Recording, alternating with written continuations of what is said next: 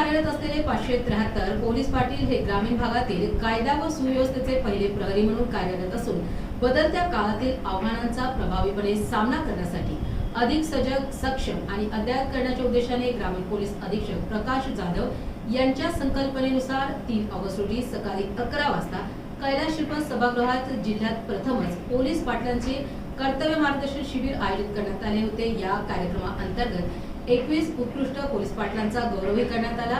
कार्यक्रमाचे प्रमुख मार्गदर्शक ग्रामीण पोलीस अधीक्षक प्रकाश जाधव तसेच अप्पर पोलीस अधीक्षक प्रशांत स्वामी यांच्यासह सर्व उपविभागीय पोलीस अधिकारी, सर्व पोलीस ठाण्याचे प्रभारी अधिकारी, शाखा प्रमुख तसेच जिल्ह्यातील सर्व पोलीस पाटील उपस्थित होते।